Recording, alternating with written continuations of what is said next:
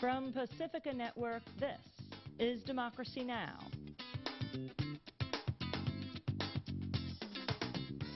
One man ran a prison system in Utah where a schizophrenic man died after he was stripped naked, strapped to a restraining chair for 16 hours. Another man ran the system in Arizona where 14 women were raped, sodomized, or assaulted by prison guards. Another ran Connecticut's prison system where at least 2 people died after being severely beaten. All of the men were forced out of these prison systems by lawsuits or political controversy. But rather than being sent to prison themselves, the U.S. government sent them to Iraq to set up one prison, Abu Ghraib. All that and more coming up.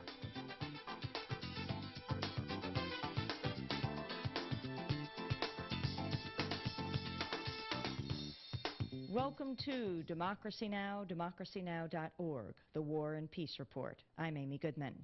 A federal judge in San Francisco has ruled that a new ban on late-term abortions is unconstitutional because it jeopardizes a woman's right to choose and because it could threaten the health of women who seek to end their pregnancies.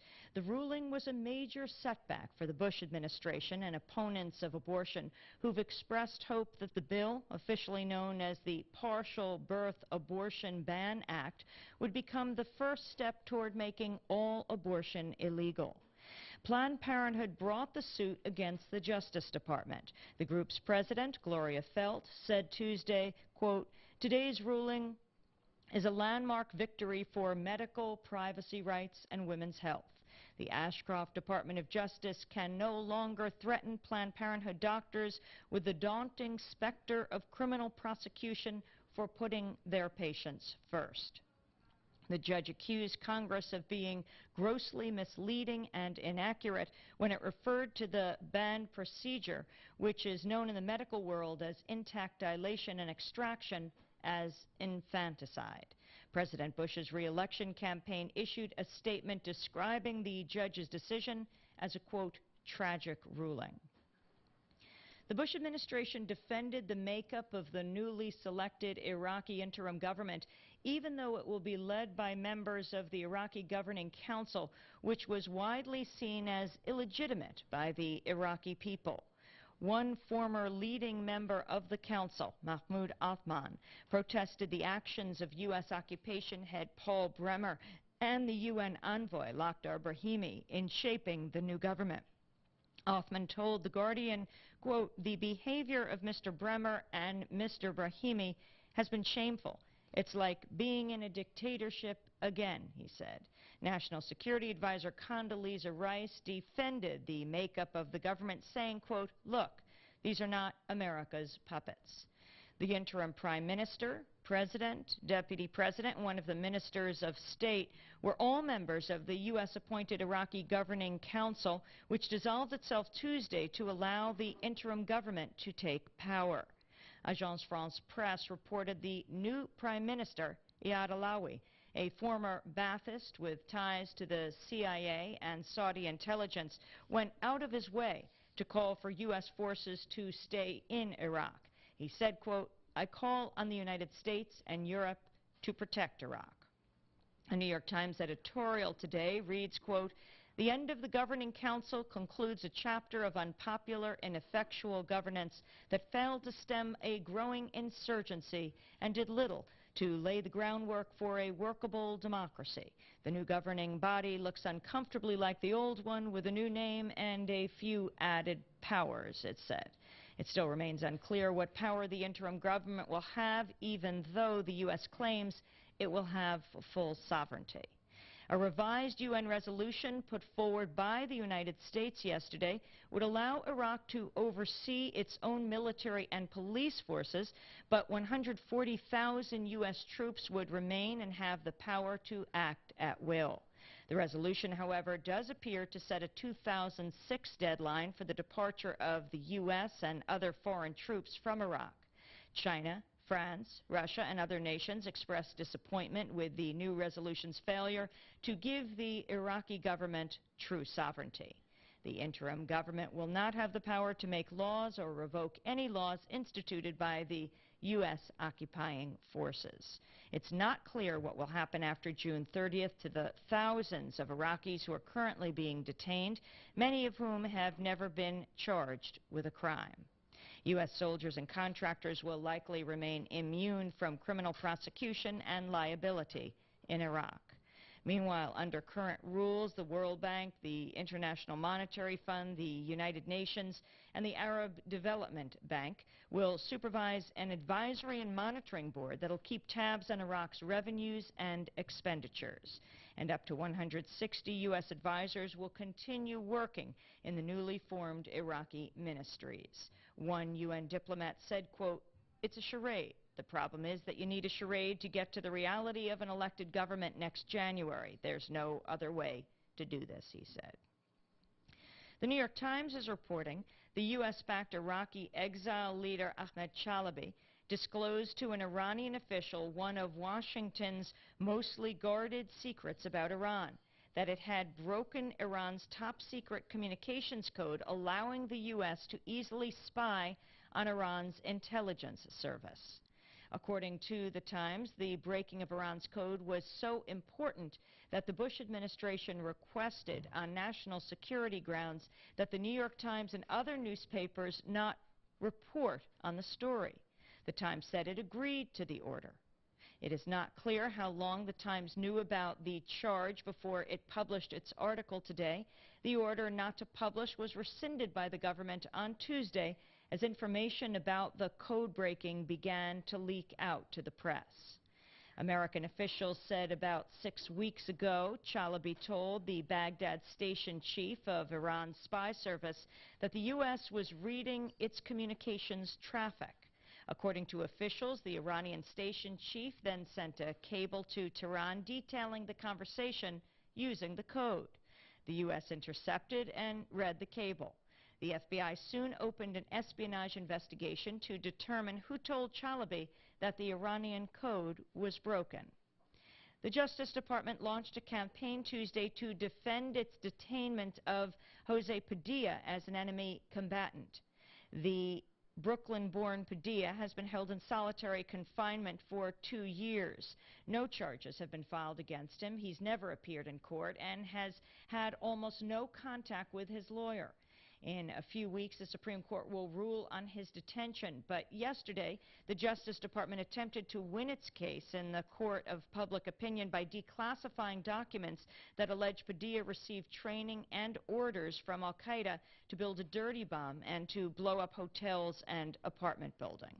Michael Greenberger, University of Maryland law professor who has followed the Padilla case, said he believes the government is trying to influence Supreme Court justices who are now weighing Padilla's challenge to his enemy combatant status.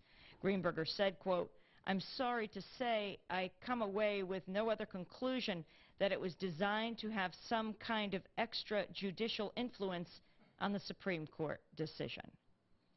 The Washington Post reports President Bush has run one of the most negative advertising presidential campaigns in U.S. history.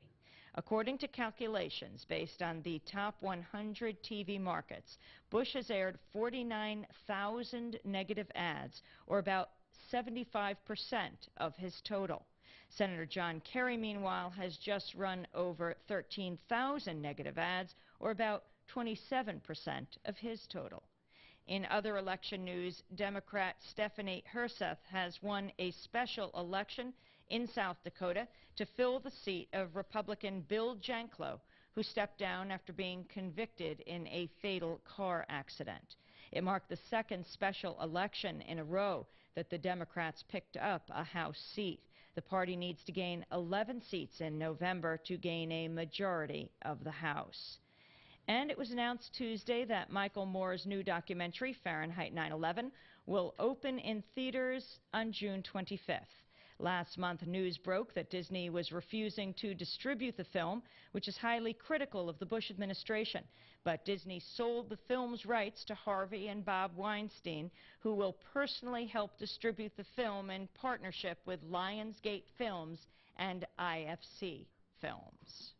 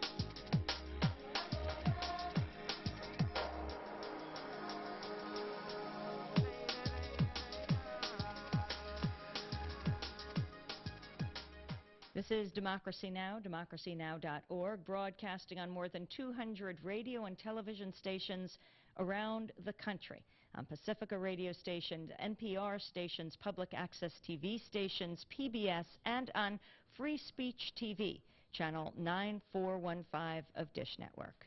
This is the largest public media collaboration in the country. I'm Amy Goodman.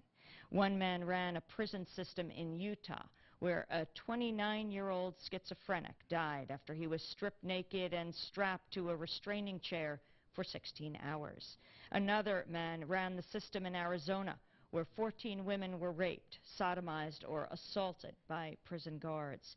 Another ran Connecticut's prison system where at least 2 people died after being severely beaten. All of the men who ran these prison systems were forced out by lawsuits or political controversy. But rather than being sent to prison themselves, the U.S. government sent them to Iraq to set up the prisons there. Actually, one prison, Abu Ghraib.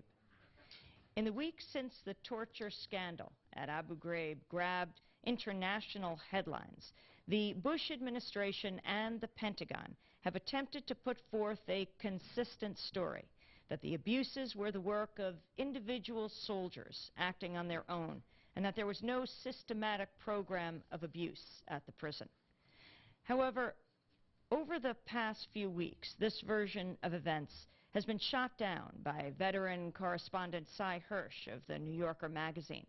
Contrary to the administration's claims, Hirsch revealed that the torture at the Abu Ghraib prison was part of a Pentagon-approved black ops operation authorized by Defense Secretary Donald Rumsfeld.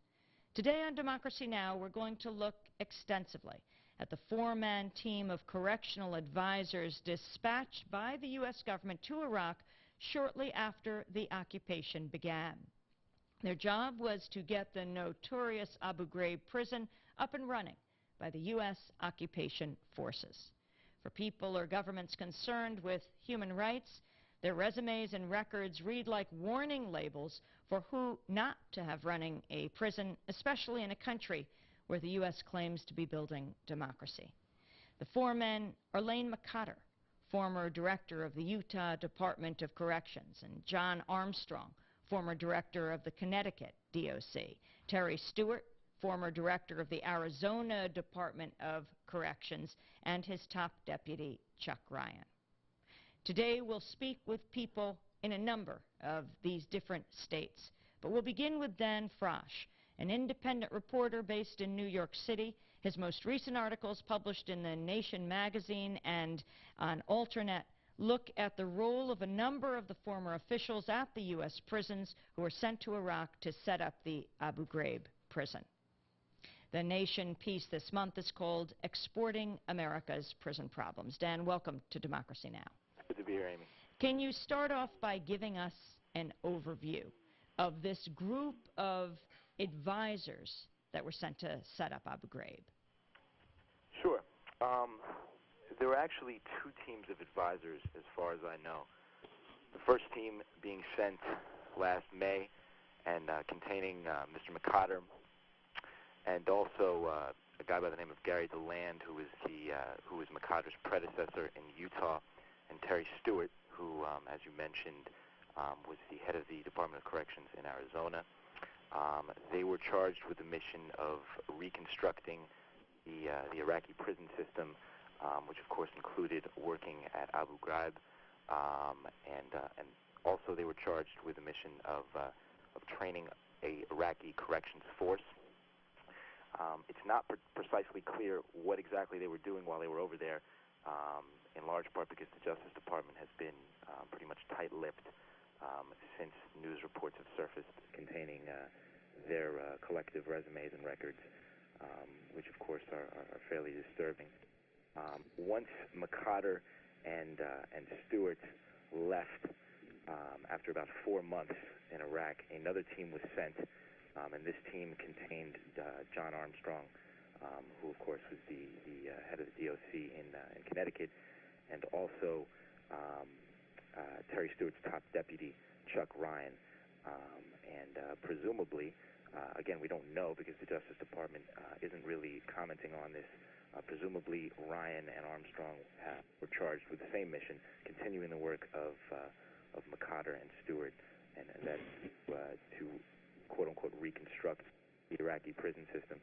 I think what's particularly disturbing about this whole situation is that the track records of McCotter, Stewart, and Armstrong are well publicized, well known, well reported.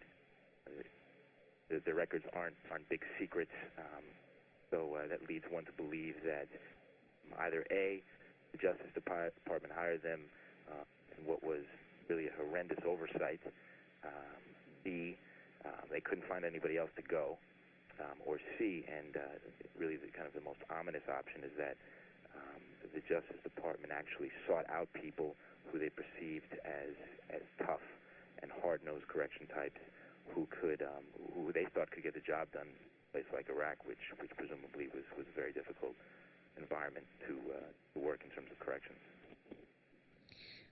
Well, let's start off by looking at Lane McCotter.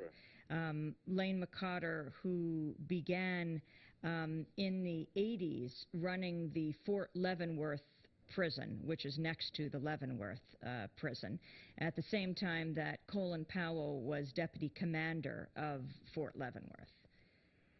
He then went to Utah. Can you talk about, I mean, he did some other things in between, but can you talk about his time in Utah? Yes. Certainly he was at best controversial in Utah. He was the subject of a number of different lawsuits regarding the abuse of inmates in the Utah Department of Corrections. The most well-known was the case in 1997 of a schizophrenic inmate named Michael Valent, who was restrained in a device called the chair. After refusing to take a pillowcase off his head, he was restrained in a device called a chair for about 16 hours. And upon being released from the chair, 2 hours later, he died after a blood clot had formed in his leg and moved up his body. McCotter and his administration, according to the sources that I have in Utah, defended the use of the chair, and initially actually tried to say that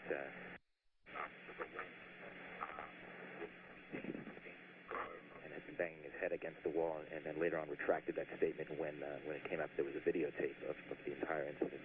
The guy had simply had a pillowcase on his head and wouldn't take it off.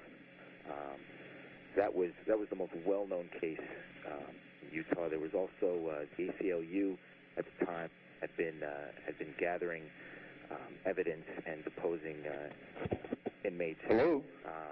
Regarding the use of I can't hear anything. Board, in which inmates.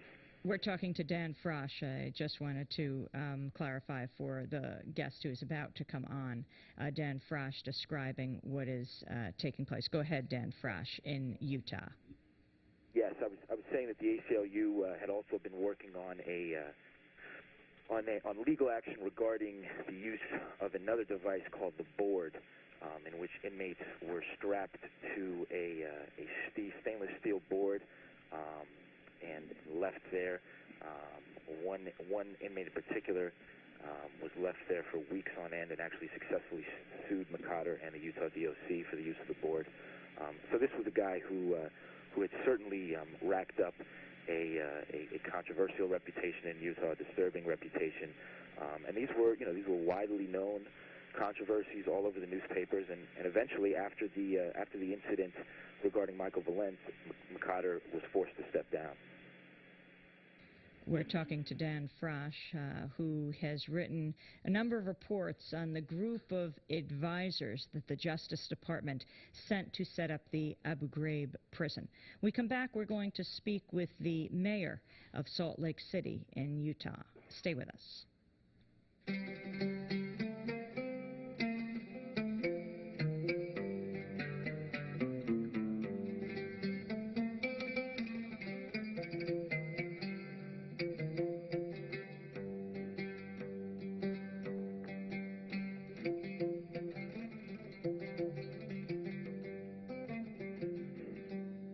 سلام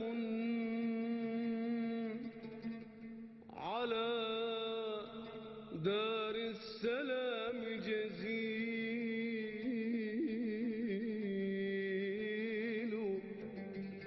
وعتبى على أن العتاب طويل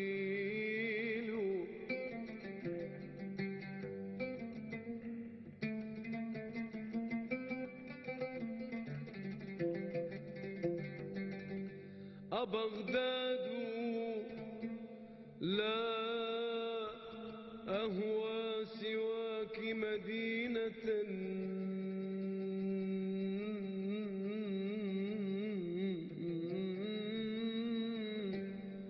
وما لي عن أم العراق بديل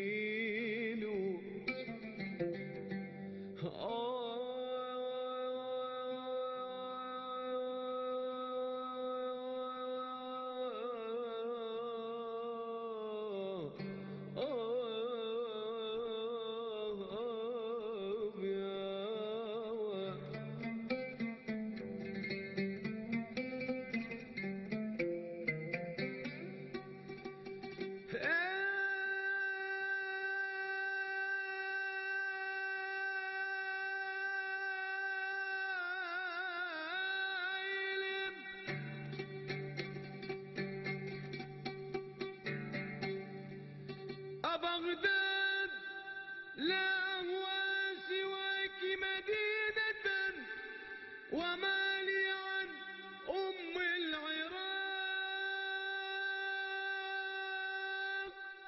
وما لي عن أم العراق This is Democracy Now!, democracynow.org. I'm Amy Goodman. As we take a look at the group of advisors who were sent by the Justice Department to Iraq to set up the Abu Ghraib prison. We're looking at one who headed the Utah prison system and where a 29-year-old schizophrenic man died after he was strapped naked to a restraining chair for 16 hours. Another of the men running the system in Arizona, where 14 women were raped, sodomized, or assaulted by prison guards. Another running Connecticut's prison system, where at least 2 people died after being severely beaten. We turn now to Mayor Rocky Anderson, mayor of Salt Lake City. He was the lead counsel in a 1997 lawsuit brought by Angie Armstrong, the mother of Michael Valent. She sued the state of Utah after her son died in custody. Can you tell us about this case and about Lane McCotter, who headed the Utah system and was recently sent to Iraq? Yes. Actually, Lane McCotter followed Gary DeLand as executive director, and they're now partners, and both of them were sent over as advisors to the United States government to help set up the prison in Iraq. Lane, when he was the executive director, oversaw a prison that I think was had very, very serious human rights abuses taking place, and without any real effort to resolve them. And in Michael Valent's case, he was a young, schizophrenic young man, and by the way, many of the worst human rights abuses, I think, took place with regard to mentally ill inmates. Michael had been doing very well when he was held at the Utah State Hospital, when he was medicated properly, when he had good psychiatric treatment. But once he entered the Utah State Prison, he started deteriorating rapidly. He went a number of days without having any medications. They didn't force medicate him as they could have done. And the guards, when they came up to his cell, he was unresponsive to them. He'd been unresponsive actually for a number of days, but this time he had a pillowcase over his head, probably trying to keep out the voices that he heard. And when Michael would not remove the pillowcase, continued to be unresponsive to prison personnel, instead of providing some treatment instead of providing any sort of compassionate professional help for Michael. Instead, they called in the SWAT team, who came in, forcibly threw Michael to the floor, took him out and outside of his cell. By that time, he'd wrapped himself up into some blankets. They cut the blankets and his clothing off with scissors, leaving him stark naked, had him shackled, handcuffed, marched him down to a restraint chair where they tied his wrists down, they tied his ankles back. This is all videotaped, by the way. This isn't just somebody's account of this. It's all on videotape. You could see them on the video pull the strap on his ankles back as far as they could, and he was held there for 16 hours without ever being examined by the psychiatrist that ordered him into the chair. After he was finally released, after the 16 hours, he was taken down to the shower where he collapsed, and he ultimately died, having suffered from blood clotting during the 16 hours he was in the chair, and he threw a pulmonary embolus. This turns out not to have been a rare instance at all. We obtained affidavits of a number of inmates, many of them suffering from mental illness, who were subjected to restraint in the chair, some of them for a number of days, and also other inmates who were strapped down on a metal board. They called it the board, four-pointed with their wrists and their ankles tied down, some of them for a number of days also. In most of these instances that were reported to us, the inmates were held completely naked and left either sitting or lying in their own feces and urine. We're talking to Mayor Rocky Anderson. What knowledge did Lane McCotter have of this, head of the Utah Department of Corrections? Well, he not only knew of the use of the restraint chair and the board, but he defended their use. I'm getting a lot of distortion. Can you hear me okay? I can hear you fine, and okay. You're very clear. All right. And so what happened next? You brought a lawsuit against Lane McCotter. Were there other lawsuits?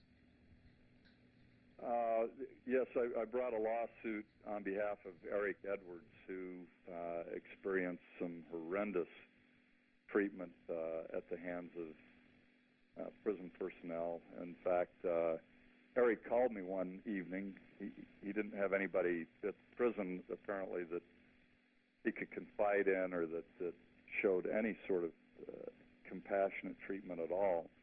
He had he would slash his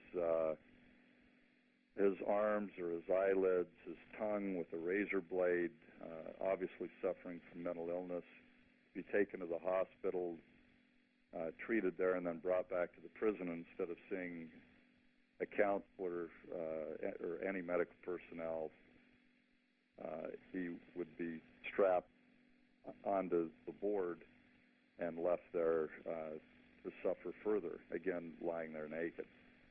Lane McCotter's response in the chair case was that the chair was a useful device to restrain inmates when they were going to hurt themselves or hurt others, and I think it really became clear that they were using the restraint chair simply as a substitute for any kind of appropriate medical or psychiatric treatment. Michael Valent, his putting his pillowcase over his head was not hurting anybody. There were certainly other means of handling the problem, and the only contact with any medical personnel before he was taken to the restraint chair was when they called a psychiatrist at home, and he very casually ordered that they just go ahead and restrain Michael, and then it wasn't until 16 hours that the psychiatrist, again without ever having seen Michael, ordered that he be taken out of the restraint chair. We're talking to Mayor Rocky Anderson, mayor of Salt Lake City. Ultimately, Lane McCarter was forced out as head of the Utah Department of Corrections? Well, he denies that. He says the timing, I guess, was coincidental, but he left Utah Department of Corrections shortly after the resolution of this lawsuit. But like his predecessor, Gary DeLand, who also had who has a record of real disdain toward inmates and their rights. And that, by the way, none of this is difficult to find. If the State Department's saying that they didn't know this about these people, all one has to do is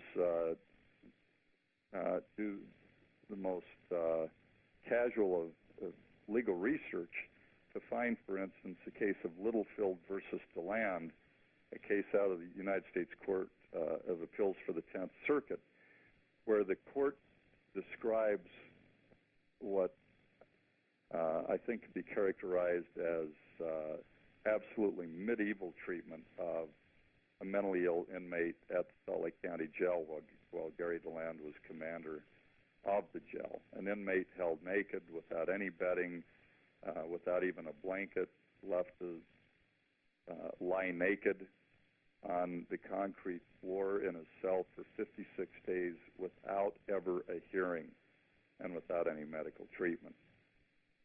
So these things are fairly easy to find out about the record of these men, but instead of resigning and going into some other field after this record of civil liberties abuses, human rights abuses, they went into the lucrative field of prison consulting in this country. Mayor Anderson, when you heard that Lane McCarter had been sent to Iraq, what was your response? Well, I actually ran into Mr. McCarter in the airport here in Salt Lake City, and he told me he was going over to do that. I guess my response was no different than when I had heard that Mr. DeLand and Mr. McCarter had gone into the private business of consulting with other prisons, and frankly, my personal view has always been that it's hard for me to understand when people have a record of such disdain toward basic human and civil rights of inmates, how it is that they're out making a living, and I understand they fared pretty well financially, consulting in the prison industry. And unfortunately, it's taken the abuse of Iraqi prisoners for much of our nation's media to focus on the abuse of American inmates, and especially the mentally ill. We're talking to Salt Lake City Mayor Rocky Anderson, who before he was mayor brought lawsuit on behalf of Angie Armstrong, the mother of Michael Valent, sued the state of Utah after her son died while in custody. So DeLand leaves public corrections, so does McCarter, and they move on to Management and Training, a private Utah-based corrections company, which is hired by Santa Fe, New Mexico system. McCarter is MTC's, that's Management and Training Corporation's, Director of Corrections Business Development. In August 2001, McCarter, once Secretary of Corrections in New Mexico, travels to Santa Fe to finalize MTC's 3-year contract to operate the Santa Fe County Detention Center. I'm reading from Dan Frosch's piece. It says, less than a year later, a team of Justice Department correctional experts was inside the Santa Fe jail investigating civil rights violations. In March 2003, their report concludes that certain conditions violated inmates' constitutional rights and that inmates suffered, quote, harm or the risk of serious harm from, among other things, woeful deficiencies in health care and basic living conditions. The report documented numerous and horrifying examples and threatened a lawsuit if things didn't get better. Amid the fallout The Justice Department pulled its approximately 100 federal prisoners out of Santa Fe, and MTC fired its warden and pressured its medical subcontractor to axe one of its medical administrators. This is the Justice Department that did this report. This is John Ashcroft's Justice Department that then went on to announce that Mr. McCotter, among 3 other corrections experts, were headed to Iraq. We turn now to Mark Donatelli, Santa Fe, New Mexico-based attorney who specializes in criminal justice issues. Can you talk about what happened in the Santa Fe detention facility at the time that MTC, the Utah-based corrections company management and training corporation, was in charge? Well, there's been a public report released by the Justice Department that documents long-standing abuse. I must say that it was in existence before his company took over, but continued pretty much in the same manner it had before. Reckless disregard for serious medical and mental health needs of prisoners, in some cases resulting in death, suicide, incredible neglect of mental health prisoners once again. And ironically, just a couple of weeks ago, the Justice Department team was back in town reevaluating the prison while these revelations were coming out about McCotter having started this operation in Iraq. So, as Dan pointed out in his article, McCotter was no stranger to the Justice Department. I don't want to fault the Justice Department people who were out here, because it's not the wing of the Justice Department that was involved in setting up the Iraq operations. These are people in the Civil Rights Division who were investigating the allegations of civil rights violations, who had documented the involvement of McCotter's company here. Remember, this was not New Mexico's first exposure to McCotter. He was no stranger. He'd come here in the mid-'80s in the wake of our riot, and had acquired quite a reputation here even back then. It was surprising to many of us in Santa Fe that the county would consider doing business with McCotter's company, given the reputation he had in New Mexico from the mid-'80s. That we knew we had problems at our jail. We knew things needed to be turned around, and one would have thought they would understand that McCotter's company was the last place to turn to reform jail operations. Well, can you talk about the specific record in Santa Fe, why ultimately the Ashcroft Justice Department pulled out 100 federal prisoners from Santa Fe? Well, I can tell you about both. His reputation from when he ran our entire statewide prison system and when he ran the jail.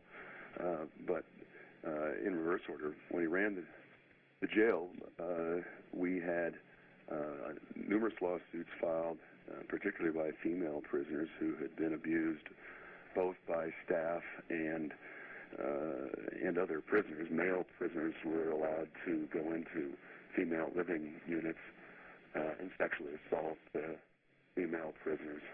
And on the male side, we had a number of well-documented cases involving denial of medical care, denial of treatment to seriously mentally ill prisoners. And that's why the Justice Department is still considering actually formally filing a lawsuit against Santa Fe County. The reports public document long-standing abuses, especially in the area of medical and mental health care, plus problems of physical abuse. But as I said, we also had experience with him in the mid-'80s. He was in charge of our entire state corrections system. Many people may not remember that Mexico had the worst prison riot in the United States history. 33 prisoners were killed in 1980.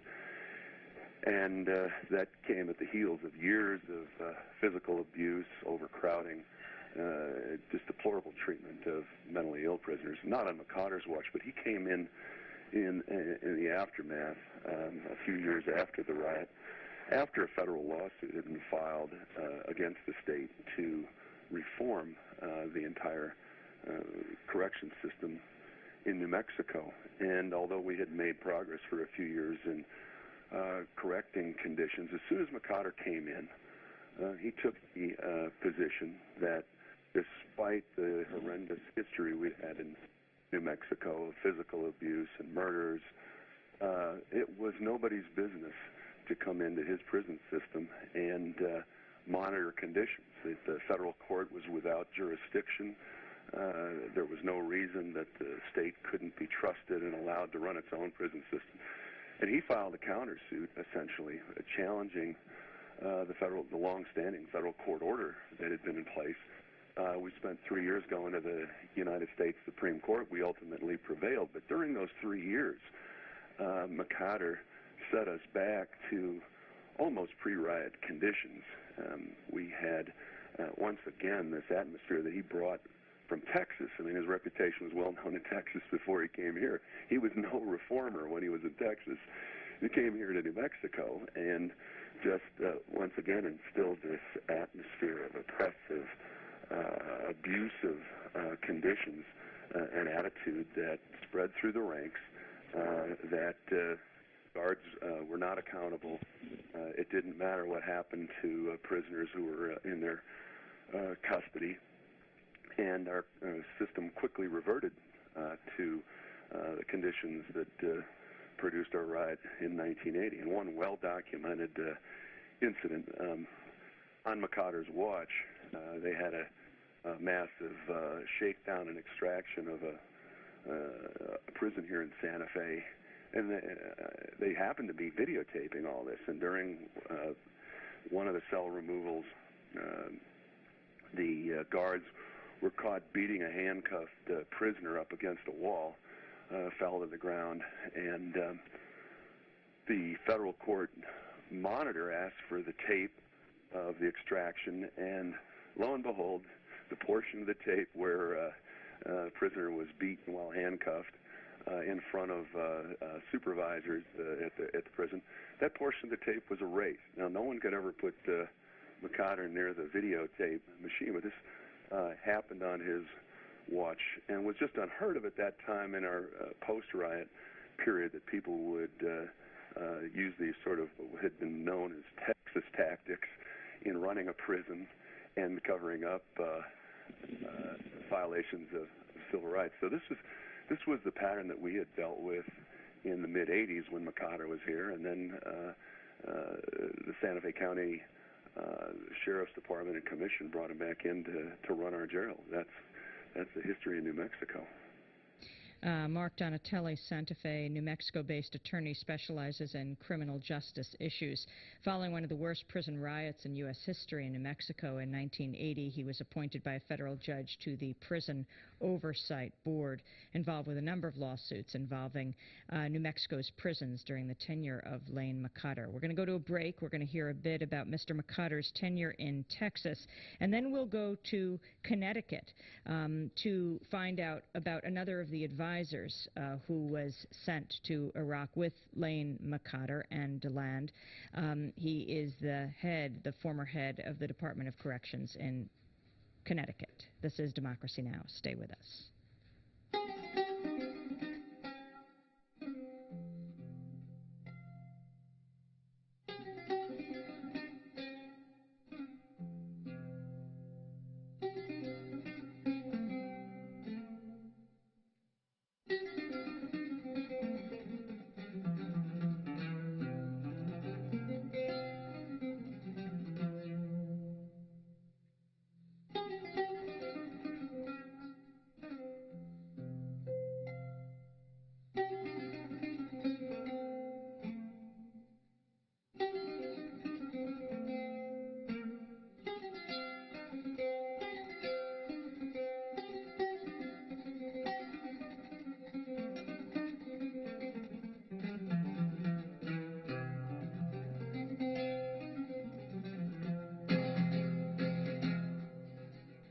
Rahim Al-Haj here on Democracy Now!, the War and Peace Report. I'm Amy Goodman.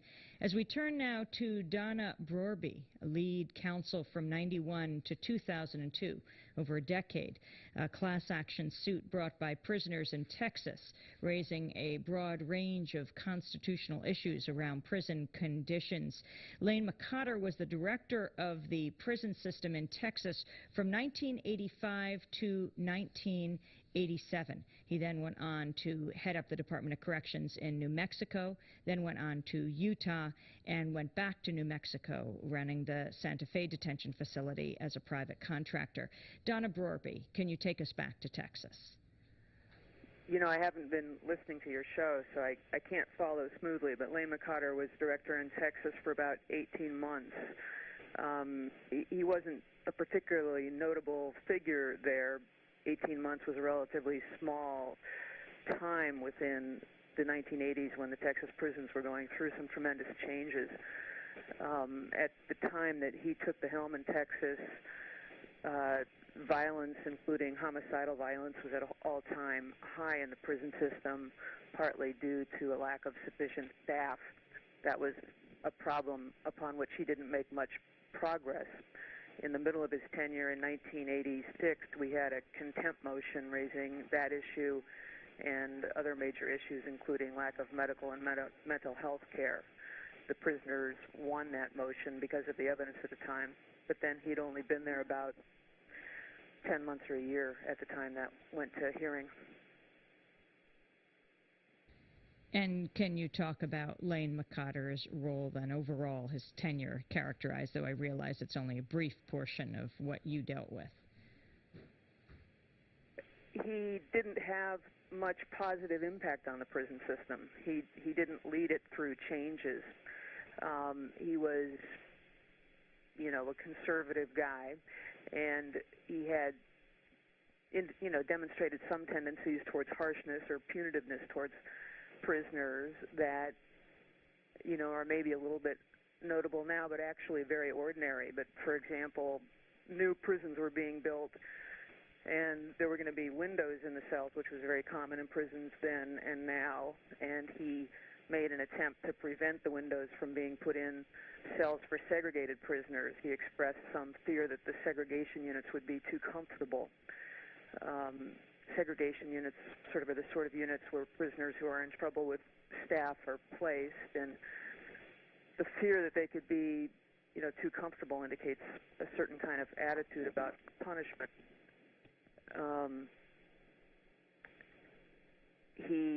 There had been an agreement entered by the state about the construction of new prisons, and in order to deal with a crowding problem at the time, he tried to violate that agreement, which, we thought showed poor judgment.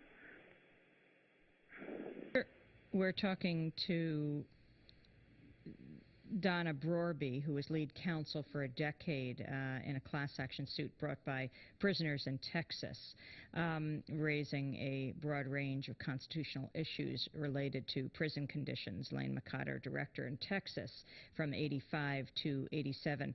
It's interesting, Senator Charles Schumer, the New York senator, has written several letters to the Attorney General asking questions about Lane McCotter's appointment moving from Texas, Utah, and New Mexico with his record to set up the prison in outside Baghdad, Abu Ghraib. One of his press releases, it says that he revealed that Attorney General John Ashcroft had appointed an individual with a checkered past involving case of prisoner mistreatment as one of the 4 advisors who oversaw Iraq's prison system. Schumer called on Ashcroft to explain why he appointed Lane McCotter, the former director of Utah's correction system, who was forced out of that position after a 97 case of prisoner mistreatment, to help oversee the Iraqi correction system. He further asked Ashcroft to answer a series of questions regarding the selection process for civilian advisors and contractors and the potential investigation of these individuals' roles in Iraq's prisons. Schumer said why Attorney General Ashcroft would send someone with a checkered record to rebuild Iraq's correction systems is beyond me. You just don't send someone about whom so many questions have been raised to handle such a sensitive task. It defies logic and reason, and it demands answers.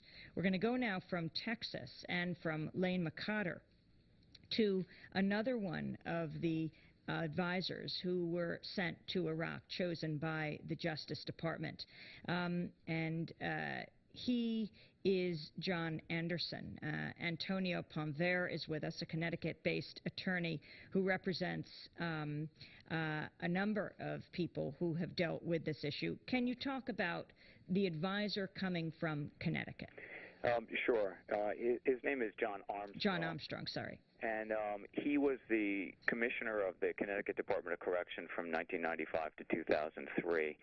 He ended up leaving office and probably would dispute this characterization, but I think it's fair to say that he left office and was forced out of office in the wake of a scandal having to do with the sexual harassment and retaliation against female guards in the prison system. And it was the subject of considerable attention both in the Connecticut legislature and in some governmental agencies who were investigating the rights, the violation of women's right to equal protection in the prison system. But I have represented inmates and the families of inmates for a number of years here and have sued him and his staff members concerning the death of mentally ill inmates in Connecticut. And probably the most notorious case during Mr. Armstrong's tenure was the death of a young paranoid schizophrenic man named Timothy Perry, who was sent from a state psychiatric hospital to a facility of the Connecticut Department of Correction. He was pre-trial. He hadn't been convicted of any crime. He'd only been in jail for about 12 days when he was killed by guards during a takedown and restraint sort of procedure. And there's a rule in Connecticut that requires the videotaping of any planned use of force. Portions of this videotape were later erased, and so the tape begins, and Mr. Perry has already been killed, and there's about a half a dozen guards placing him into a 4-point restraint cell, which is a cell that has a bed with shackles for the inmate's hands and feet. And the guards, notwithstanding the fact that Mr. Perry is already dead, pretend that he's alive, or at least appear on the videotape to be pretending that he's alive. They're using pain compliance techniques against Mr. Perry. One officer says inmate Perry's still resisting when his body is completely unresponsive and has been flaccid for many minutes. And a nurse then comes into the cell, and you can see quite clearly on the videotape that she injects Mr. Perry's body with 3 different kinds of sedatives. The medical examiner in Connecticut, when he did the autopsy, determined that the medication was pooled at the injection site, meaning that Mr. Perry at the time of the injection had no circulation and was dead. The significant thing about that case, one obviously significant thing about it is that it's just an absolutely horrific event that is almost too difficult to believe. And were it not for the videotape, I think no one would believe it. But the reason I think this is significant in terms of John Armstrong's tenure here is not because he was involved in the incident. He wasn't. He was the commissioner. He was not even at this facility at the time the event took place. But he, by his own admission and by state statute, is the person ultimately responsible for all command and control decisions at the department, and was specifically responsible for ensuring that there be a meaningful investigation of all inmate deaths and that appropriate discipline and remedial measures be taken against all staff members who commit misconduct at the department. His response to the Timothy Perry incident was the demotion of one lieutenant involved in the incident. He was demoted from lieutenant to correctional guard. 3 or 4 of the staff members who were at the scene were given 3-day or perhaps as long as a week leaves of absence. Several of the guards received no discipline of any kind, and the nurse who injected a corpse was given a promotional transfer to another state agency. And I am very critical of Mr. Armstrong for his failure to take that incident seriously and his failure to train his staff when it became crystal clear that they had no conception of how to properly discipline and how to deal with mentally ill inmates. And I think that it's a particularly disturbing case because 7 months later, another paranoid schizophrenic young man in the custody of the Department of Correction was killed under extremely similar circumstances. His name was Bryant Wiseman. He was killed in a restraint and takedown asphyxiation type of incident, again on videotape. The videotape, which is very disturbing to watch, actually shows him dying. It shows the senior supervisor on the scene savagely beating Mr. Wiseman's body with at least 11 roundhouse punches, later described by that officer as a quote-unquote nerve compression technique. When that case was investigated, again, the same pattern that we saw in Tim Perry's case, no discipline, no remedial measures, no retraining, no findings of misconduct, no accountability. Ultimately, John Armstrong, the former director of the Department of Corrections of Connecticut, left and joined this private corrections company, Management and Training Corporation, and went to Iraq. Your response? Actually, he wasn't part of MTC, but he did go to Iraq. He was appointed by the DOJ to go over there and has been, his title is Assistant Director of Operations in Iraq. I mean, it's a very disturbing turn of events. It's hard to imagine that people at the DOJ, and John Ashcroft in particular, didn't know about Mr. Armstrong's background.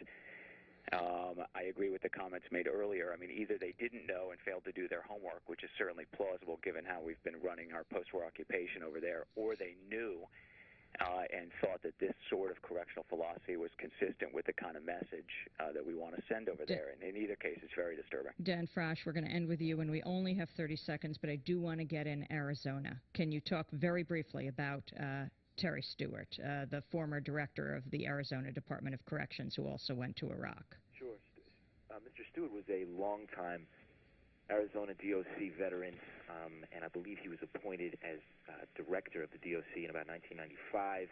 That same year, the Department of Justice began an investigation into allegations of sexual misconduct and abuse and rape on the part of the guards regarding a Arizona women's prison, released their findings, concluding that indeed this misconduct was happening at a very disturbing level, and that DOC officials were not doing anything about it. And Stewart, much like Armstrong and McCotter in his defense of the use of the chair, and Armstrong in his reaction to some of the abuses we've just heard about, Stewart wrote a letter to then Attorney General Janet Reno saying, essentially, this hasn't happened. On that note, we're going to have to leave it there. I want to thank you, Dan Frasch, independent journalist from New York. That does it for the show. I'm Amy Goodman. Thanks for joining us.